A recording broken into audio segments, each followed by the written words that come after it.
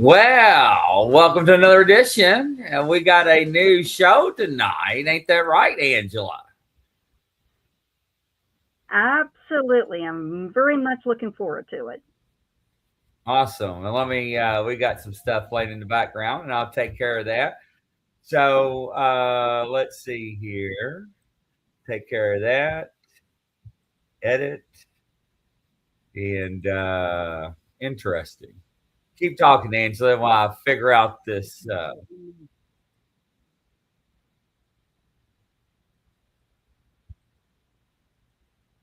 you hear me, Angela? Yes, I can Angela? hear you just fine.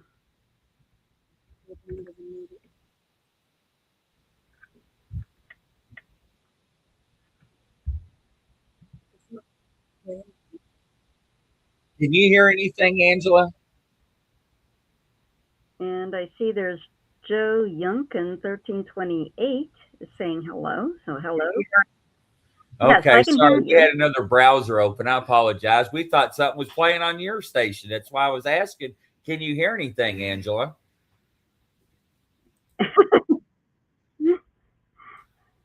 So welcome to the I can new definitely hear show. What you. is the new show called, Angela?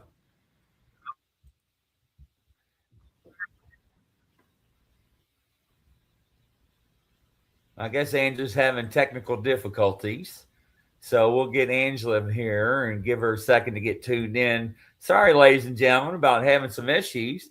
But tonight, our new show Is Your House Haunted? Early warning signs with Angela Boley, psychic artist. We'll give her a second to tune in. We're just starting out. Hello, welcome everybody. Nice to have you there. If you have questions, please put them out there. We'll try to answer them there. Hey, Crafty. Hey, Joey. Nice to see you there. Working through the technical difficulties here. So as Angela comes back in, hopefully we can tune her in here. Are you back with us? Yes, I'm back. All right. So welcome to your new show.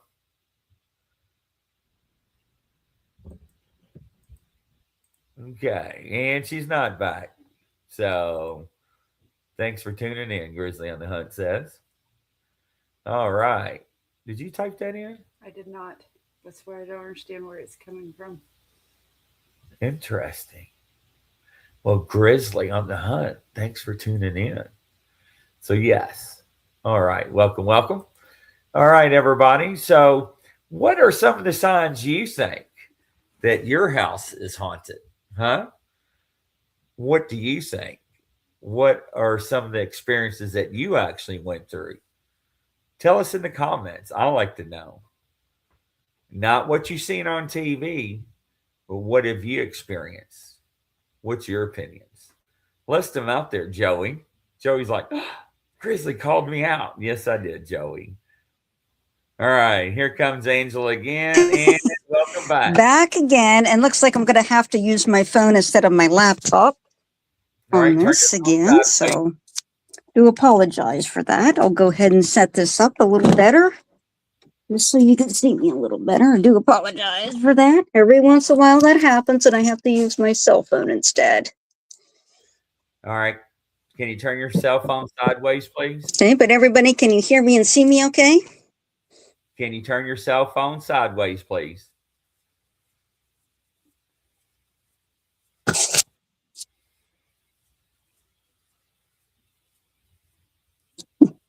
I can't hear you at all. I'm sorry. Oh. No? All right, testing, testing. We'll try my laptop one more time. All right, so what are some of the signs that your house is haunted? And what would that be? So, what are some of the signs you would say?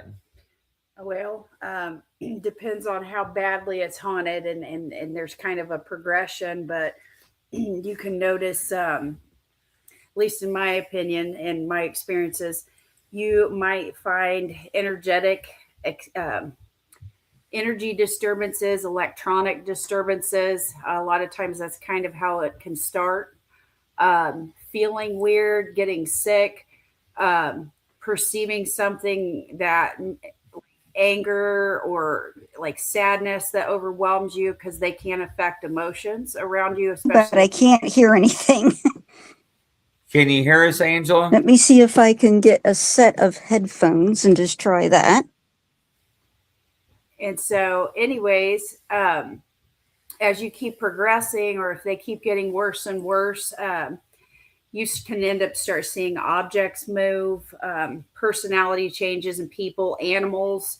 Animals will perceive spirits. You might see them get up, they get really restless, they can start growling at nothing, staring off, looking into the, looking up where there's nothing. Well, we don't perceive that there's nothing there. Those are a lot of the starting signs, and it can get a lot worse at that point if it keeps going. Right. So Crafty says toys with bad batteries for years that turn on by themselves. I would run. That is bad. Yes, that is actually. I'm trying to. Can you scoot over towards me a little? There we go. We got another camera, the side ones. Then it says waking up to all the kitchen cabinets open, doors opening. Joey, I know what I'm going to do when I come to your house. I'm going. Never mind. Chris says my alarm clock would randomly go off. I believe it. Chris, we're not staying at your house. Shut the front door. I tell you, another thing to look for is when you actually hear your floor steps that will creak like somebody's walking. You know what I'm saying? Or your door slowly opens and creaks. Actually happened when I was younger. Joey, there was a lot of things I did when I was younger. So, happened when you was younger. Oh, never mind.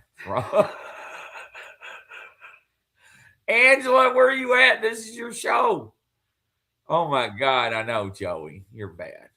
But another thing too is that you will have smells. You will have temperature changes, temperature fluctuations. You will have, I would say, breezes, cold breezes. Nilda says, I get visits from spirit at times or see shadows. Yes. Yep. You'll see like shadow figures out of the, most of the time it's out of the side of your eye, not straight on, unless you're very well attuned with your spiritual eye and it's very functional and opening to see it straight on. Right. Now, a lot of people ask me all the time is, what are shadow figures? What are shadow people? Now, shadow people can be many different things, right? Shadow people could be demonic. It could be evil. Orbs, yes. Also, shadow people could not be just evil spirits. It could be loved ones trying to manifest that may not have enough energy to actually come through. And can you tell Angela, just use your cell phone, please? And Nilda's so true. Smells, cold chills. Yes, you know how you get cold bumps? Yes, absolutely. Sometimes you'll notice objects in the house that will move or disappear or reappear. That does not make any sense. You lost something and you look everywhere. Then all of a sudden, a week later or that night, the next morning, it's somewhere. It's so obvious. It's like I looked there 3 times and it just reappears. Flashlights or lights in the darkness, yes. Okay, here's Angela again. Angela, are you there? Can you hear us? Okay, I can't hear you on my cell phone. There's something going on with StreamYard. It won't let me stay on my cell phone even, stay connected on my cell phone. Let me try something else. So I'm going to mute her. So one of the things too is sometimes. I just don't have any sound on my end. Hey, Rita. Let me try here. Something else.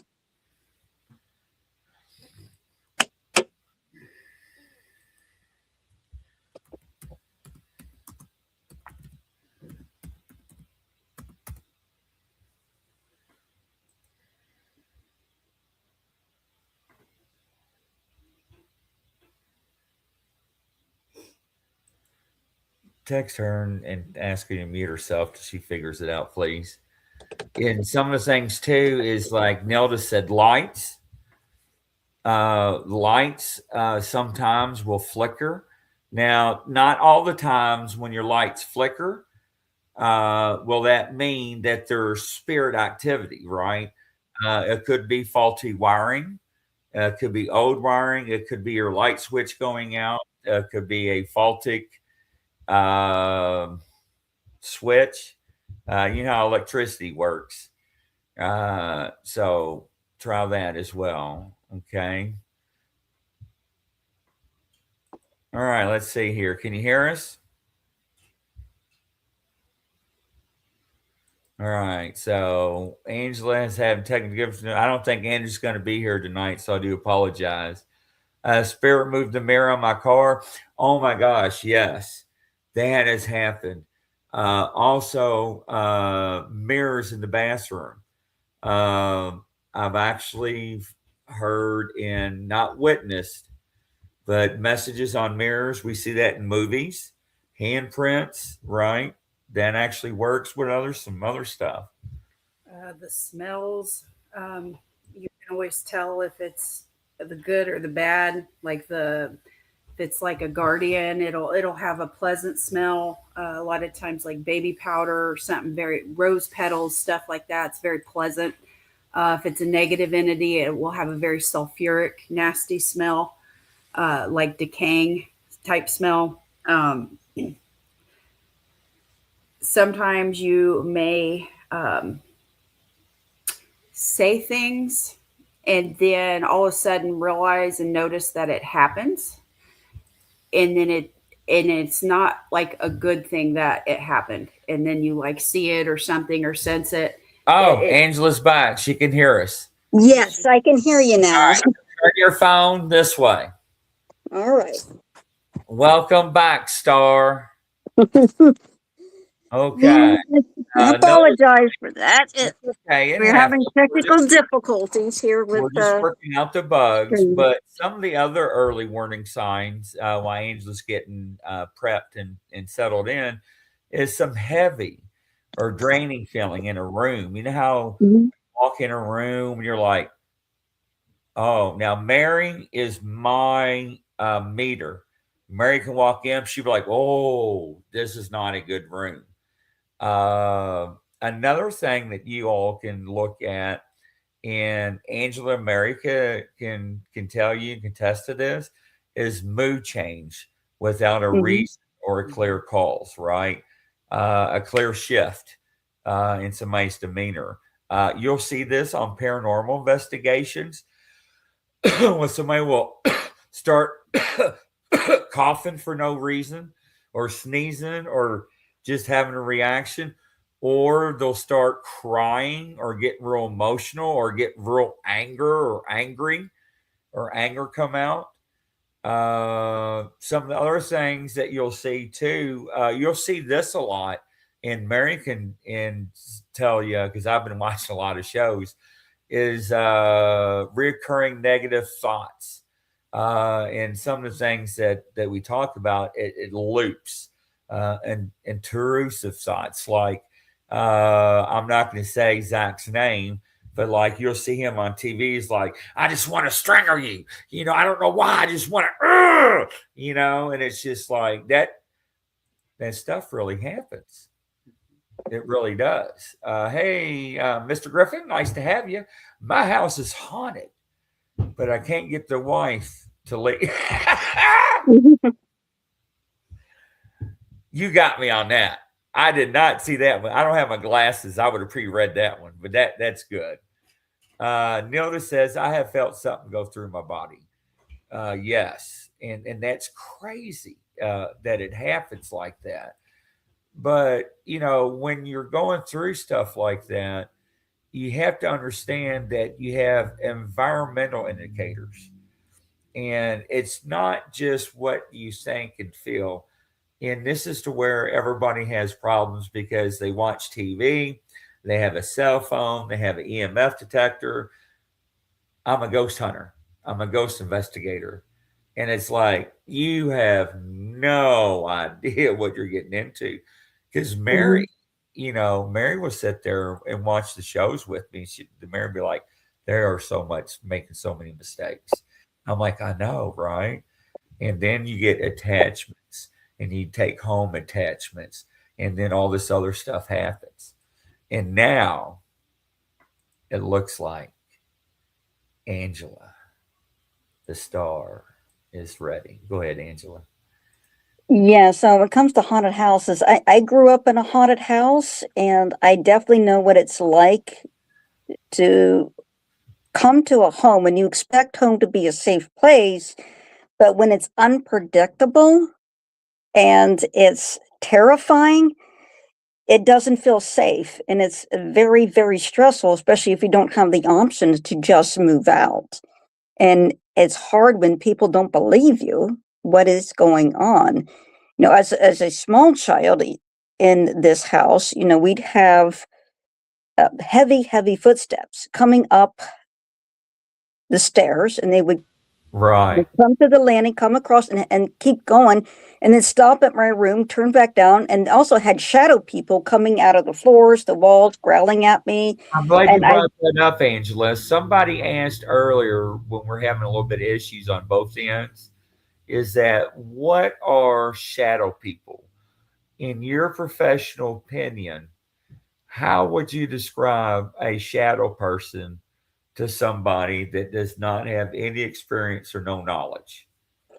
a shadow people can be a variety of things. They can be their own life form, but they are basically very close to our physical reality, and they are dark. You have no distinguished features. You might just see the outline of a person, or or the shadow entity just might be kind of blobbish and be only vaguely human or vaguely humanoid.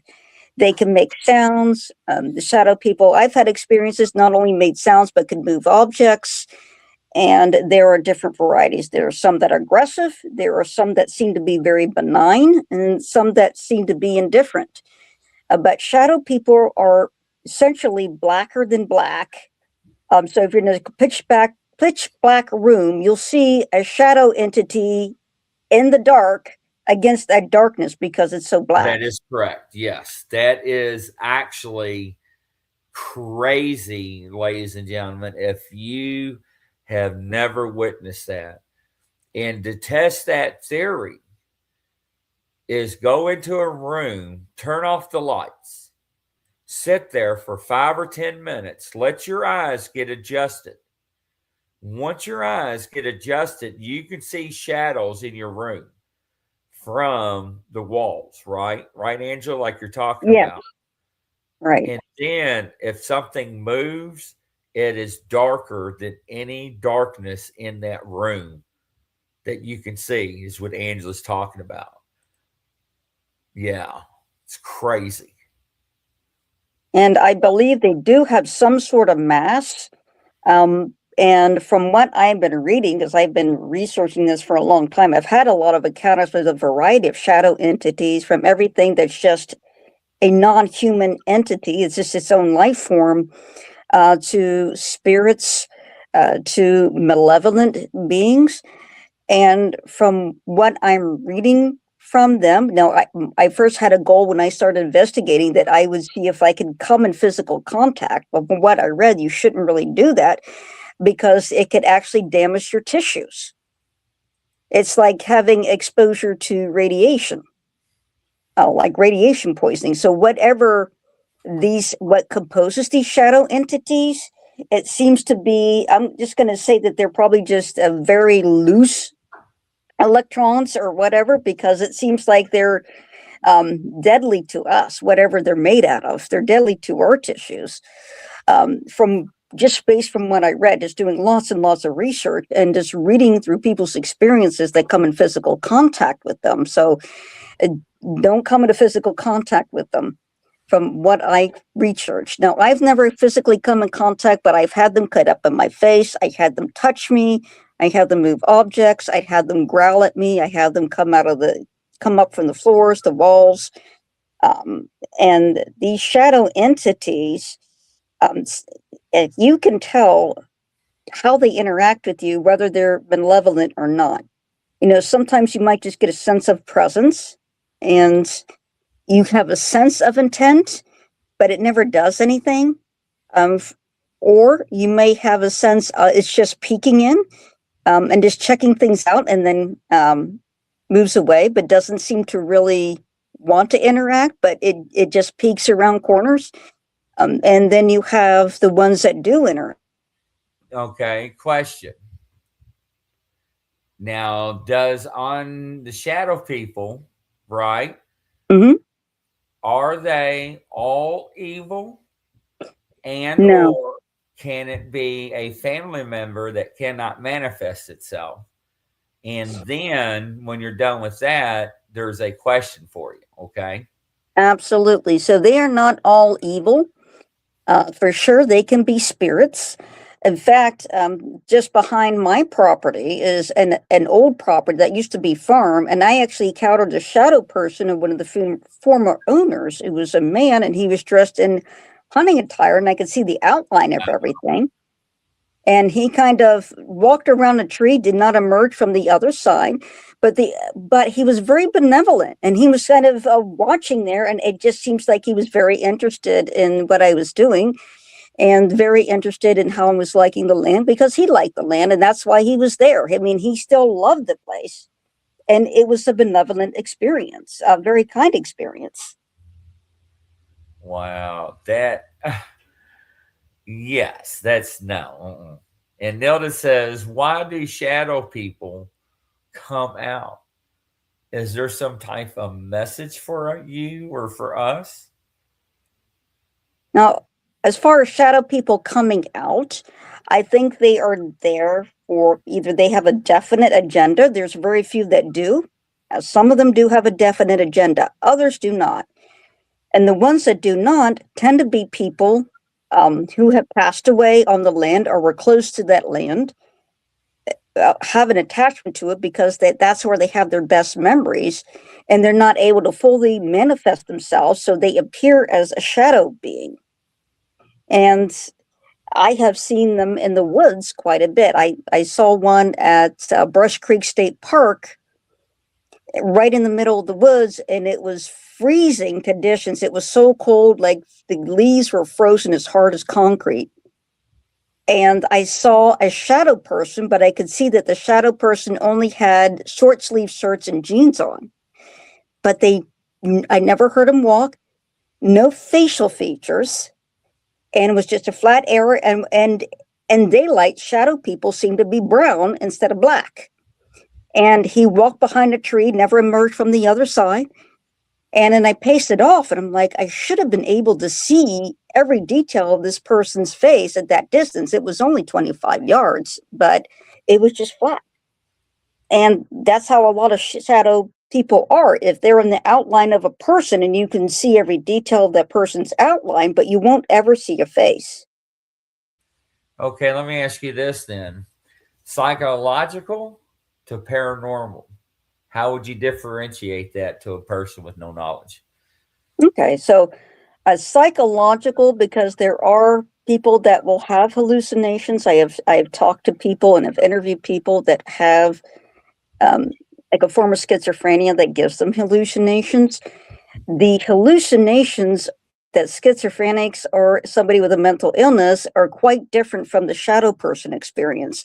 People with hallucinations will see 3D, looks very real. They might see animals, but everything is in bright colors and it's very vivid and it's very much there. Whereas a shadow person is consistently blacker than black, unless they're outside, and then they'll be brown.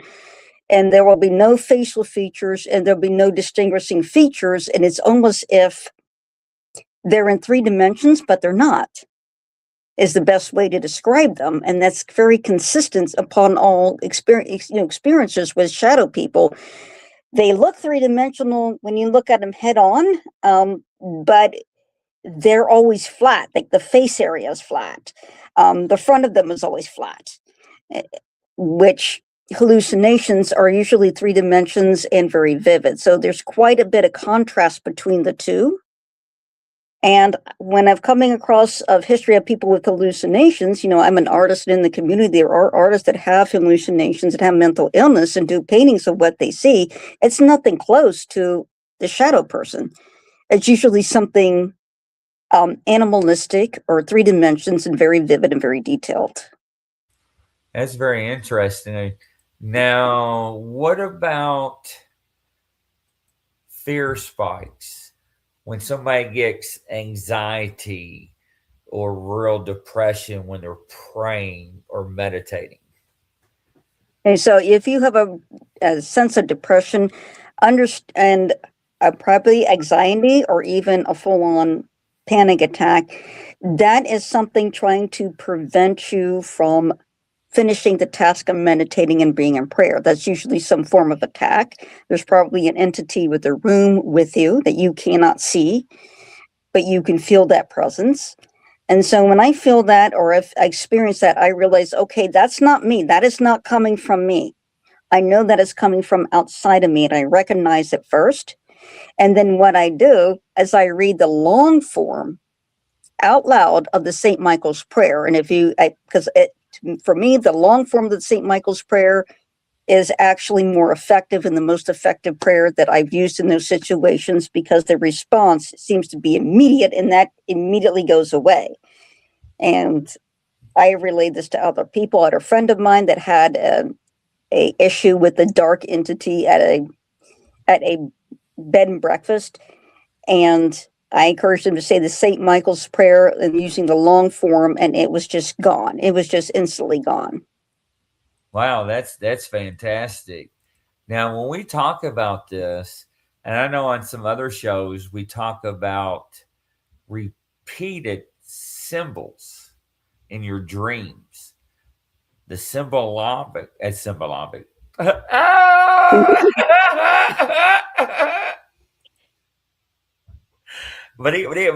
all, folks, the symbolic. It's like symbolic, right? I sound like damn Forky the Pig. Joey, do you need CPR? Oh my God. Yes, Angela, can you answer that?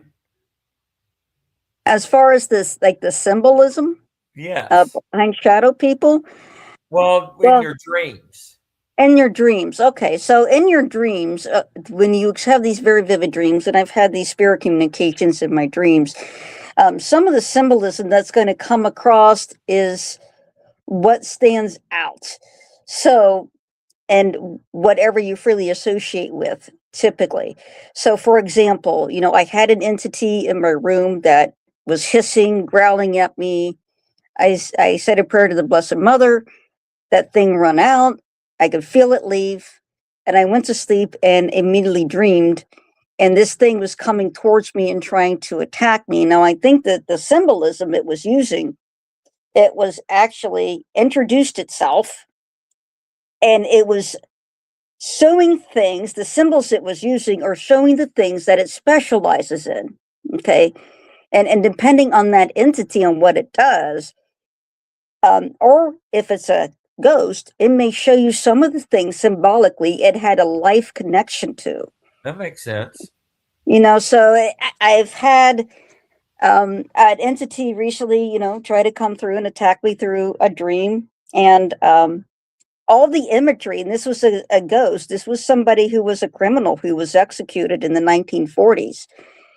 And he introduced himself by name, and all the imagery and symbolism that came through were things that were related to what he did. That's crazy. That is crazy. See, now And that yeah. that would blow my mind. Something like that come to me. Chris says, when developing mediumship skills, how does one get past the fear of scary, physical, paranormal versus mental paranormal images? That is an excellent question. Wow. I have an answer. I have an answer from that based on my experience. So a while back, I had purchased a haunted doll that had a demonic entity attached, and it kept throwing horrible images, one right after another. And then both mentally while I was awake and even in my dreams. And then I figured it out. What I did was that I held the feeling of love in my mind. I held in my mind and my heart. I thought of Jesus first. Then I took that love and I put it towards that entity. I threw it towards that entity. Now, for me, I will sometimes imagine it as a pink light and throwing it as form as a pink light towards it. Or I would just say, you know what? I love you. Even though this entity was like, I love you, and I love you, dark entity. I love you because I'm going to defeat you with love, not with fear. And the reaction of the entity was instant stop. And it was like it got the deer in the headlights expression on its face when it showed up in my dreams. It instantly stopped all the nightmares. It was trying to send all these horrific things to me. It stopped all the mental injuries. It just stopped it in its tracks. One of the And things that helped yeah. me, Angela, I don't know if it helped you in the beginning, is that I had to pray and ask God to not show me the real bad stuff because I'm not ready. And Mary has told me what she's seen. You definitely have told me what you've seen. And people don't realize. And I think, here, let me do this. I think that's why a lot of these mental hospitals, psych wards, some of the patients in there, and I'm just going to throw this up real quick because this is for entertainment purposes only, and we are a business. So, and I think some of the people that are in there, I think their third eye opened. Mm-hmm. And I think they actually got to see through some of the dimensions, heaven and hell. And they couldn't handle it. And Marion, you're right, Angela. I don't think they could handle it, and it scared the shit out of them. When you get thrown open that quickly, It scared the hell out of them. them. It can Yeah. scare the heck out of you. Heck out of them. Yeah. Yeah, it's like as a child, and I came back, and I came back from a near-death experience. Well, I not a near-death experience. I died and came back, and I started seeing spirits right away, and it was terrifying for me. But I also had spirit guides. I would call them, when I learned about them, call about them, and they would actually walk me through this.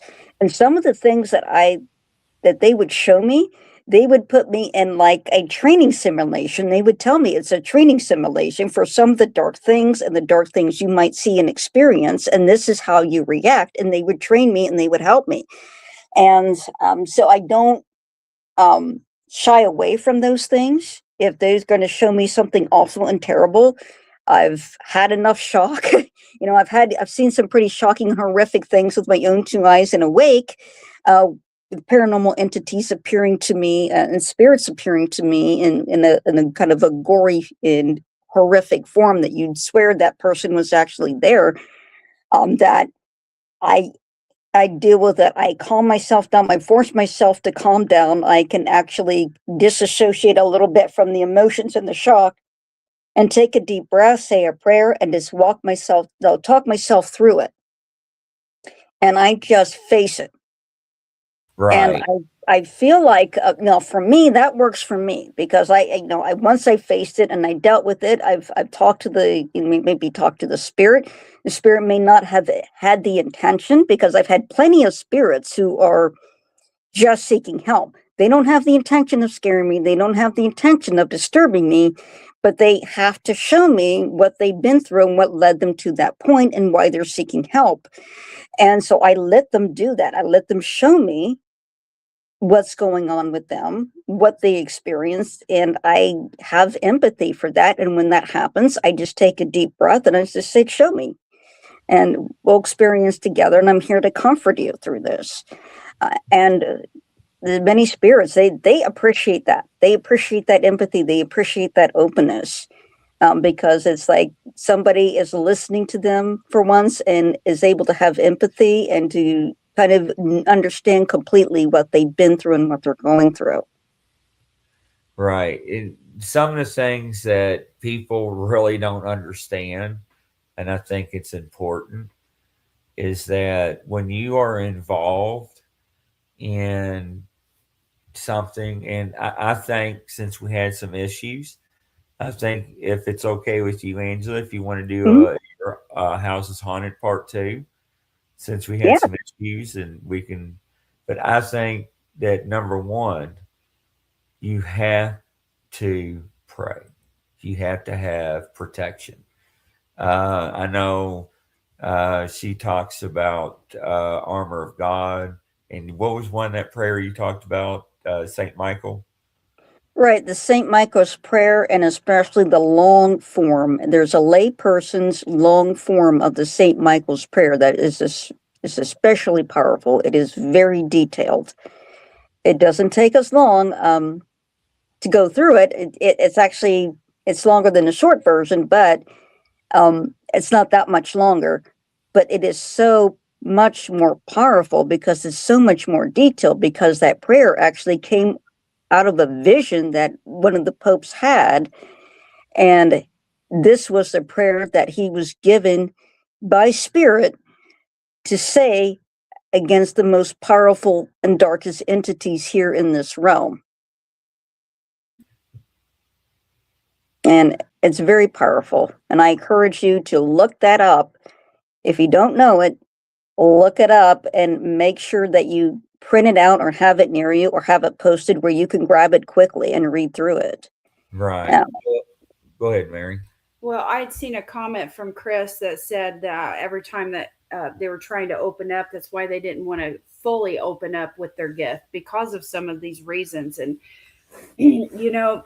one of the things that I found during my spiritual progression is that if you keep praying on that and only ask the Lord to allow you what he wants you to see right now so you don't get overwhelmed, and that can pull some of that back and keep it at a more steady pace where you don't get everything opened up at once.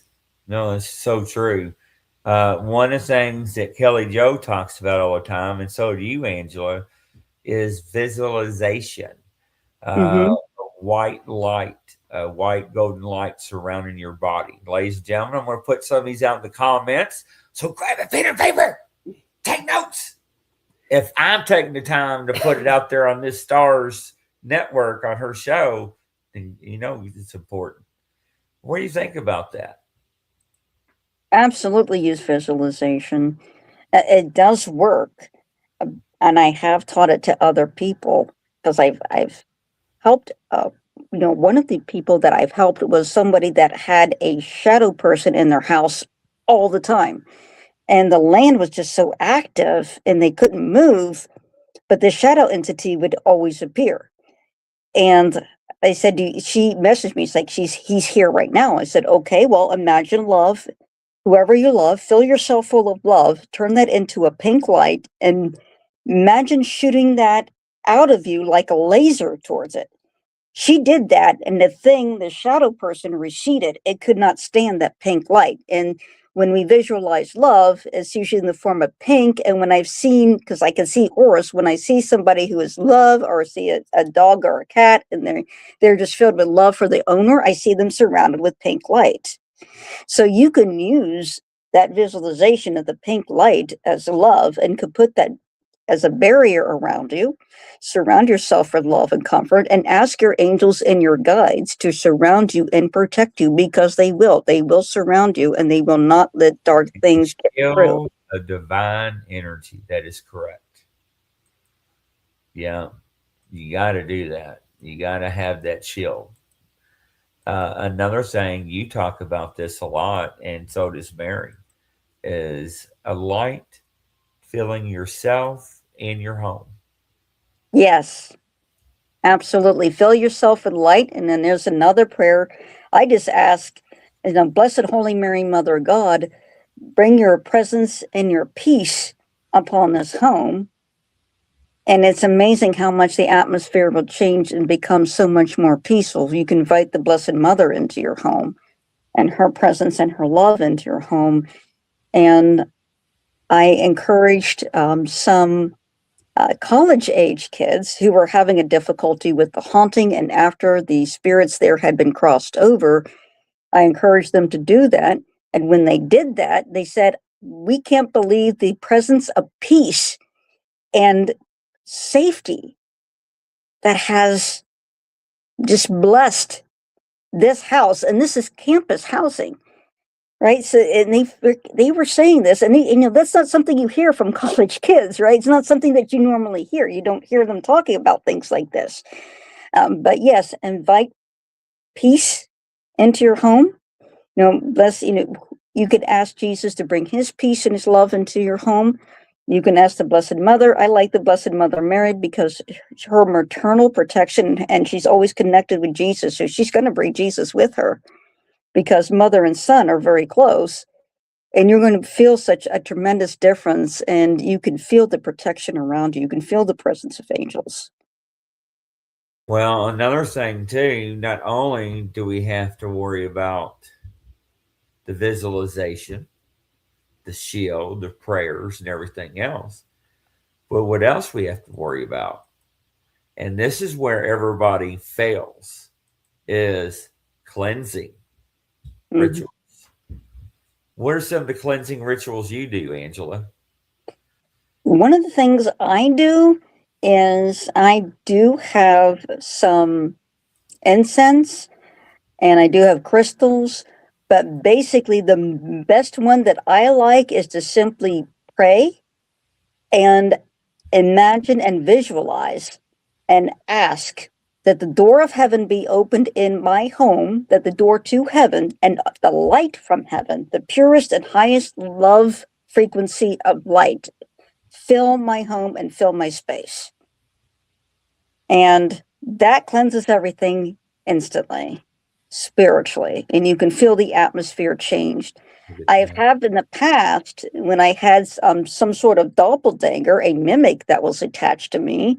In fact, I met myself in the hallway, literally bumped into me into When you say high frequency, you Mhm. know what I do? I play Indian flute music. Ah, Yes, I play high frequency music. What do you think and about that? that's really good. And I've also used salt water, or well, salt in water, like pure running water, and spraying that around as well. Because salt, I've used salt too. Salt is very cleansing, so you can put that on the four corners of your home, and the dark entities cannot go crossing across that. Like when I had that doppelganger attached to me, I used salt water, and I actually had a little spray water, and I put holy water in that bottle and put a little bit of blessed salt in there and sprayed it everywhere, and everything instantly got light. It went from heavy to light and comfortable again. So you can do that as well.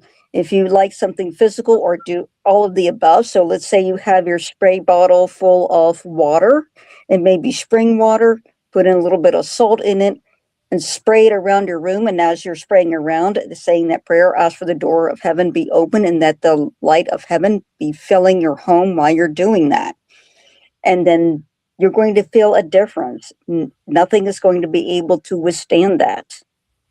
That's interesting. I didn't think about anything. So that's declaring peace verbally by saying your prayers and everything. That's interesting.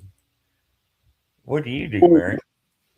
I always pray, and then I will do incense, and then I will go around and do fasting and prayer, and I anoint with blessed anointing oil, and I will go to every single wall, ceiling, floor, doorpost, windows, and I go around and start doing everything I need to do that the Lord tells me to do. And I will tell you, seeing into the spiritual realm, it's a lot different than the physical realm, and not everything makes sense, but there's all these laws and covenants there that you have to abide by. And so it's very true about the Holy Spirit and the Holy Spirit fire and the hedge of protection and what anointing oil can do for you, because I have been opened up and shown on a spiritual attack a few times what's happening. And then I can see the ring of fire around the windows protecting where they can't come through, where it was anointed. Right. It's wild. You may just think it's oil. It's not just oil. It is literally a holy superpower that you're placing by God so you can be protected. Now, it's really important that we have balance. And when we talk about balance, we're talking about grounding and emotional stability. And when we talk about that, Angela, what do you do to help with that? What's some of your recommendations? Well, for grounding, I actually, since I'm out here in the country, grounding is easy for me. It's just a matter of stepping outside and taking a deep breath of air. And that help grounds me. And I have pets, they ground me, and I have crystals, and there are beautiful crystals that I use for grounding. And I loved, the texture and feeling them, and I asked them to help me. And you can actually, since many crystals are quartz-based, you can actually program it with your intention to clear you out and to ground you, so that every time you hold that crystal, it's carrying out that intention.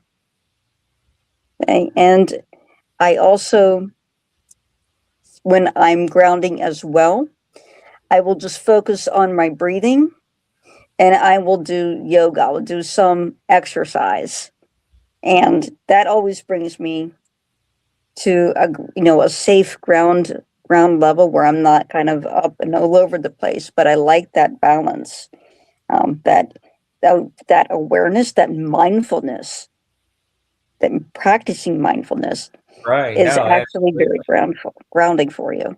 Now, it's very important to ground. And, when somebody first told me to go hug a tree, I told them to go fly a kite. And I'm like, why would I go hug a tree? And it's like, man, it'll change your life. I'm like, whatever. And when I was out in the woods and I was looking at all the trees, and I'm like, it's crazy. Why am I going to hug a tree? And I took off my boots. I took off my socks. I looked around. I touched the tree. I put one arm. I put two arms. I'm like, this is so stupid. And then I hugged it. And it was like, oh my God, what's happening? It's like, and I let go and I'm like, it stopped.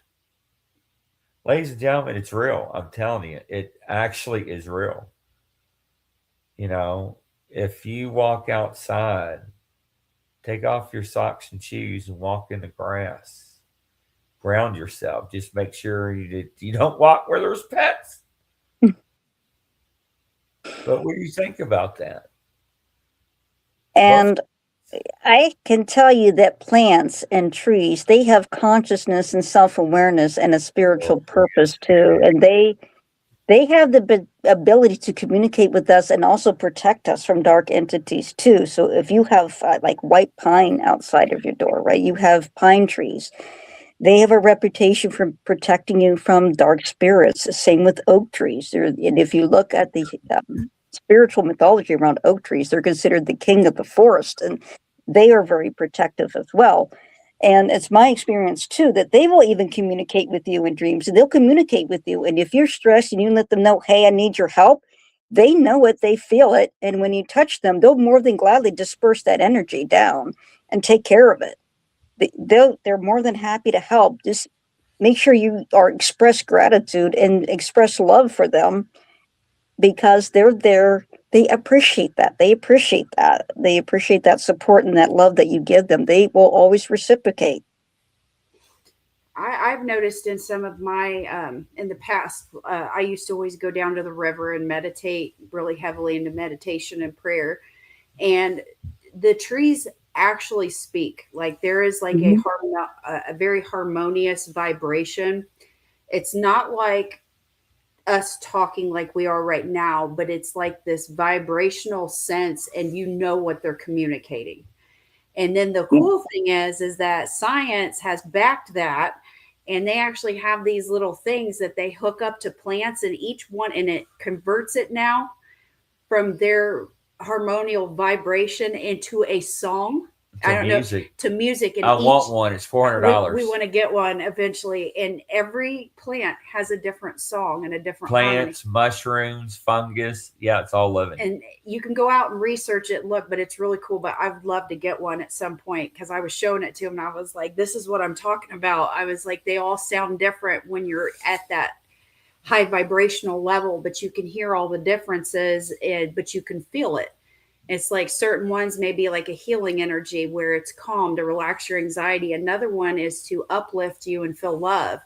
It's just really it. And I thought back and I got shown by spirit. That's how all like the Native Americans and all the older ancestors and stuff, that's how they learned how to heal, because spirit would come and they would show them which plant would heal what.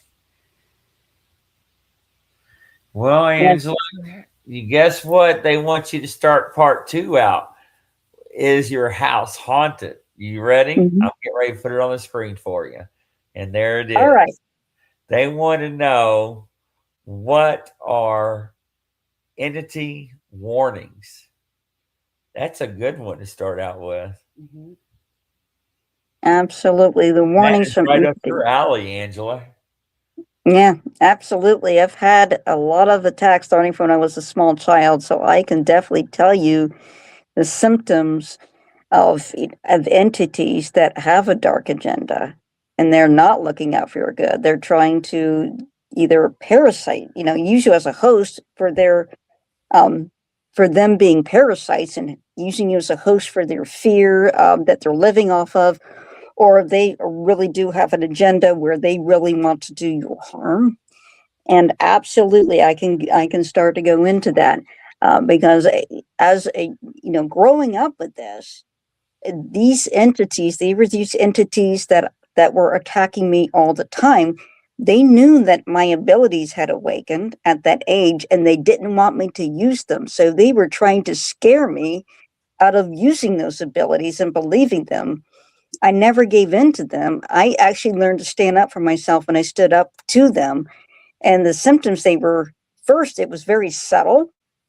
First, there was just voices, disembodied voices. Yeah, but we're going to go on to that part 2, though. Right, exactly. Entity warnings and everything. I think that'd be a good topic to start out the show with. Because, absolutely.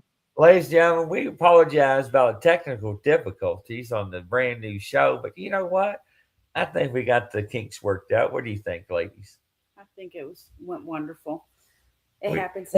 What do you think, Angela? Absolutely. I think it went wonderful, and I can't wait for next time. I'm looking forward to next time. This is great. Yeah, absolutely. Ladies and gentlemen, make sure if you're not a member of the Outlaw family, like, subscribe, hit that notification, and become an Outlaw member. Hey, we'd love to have you. And check out our other new shows coming out and our other shows on our network. Come in and enjoy. And from coast to coast, around the world, everybody, Godspeed on the next show. Bye-bye.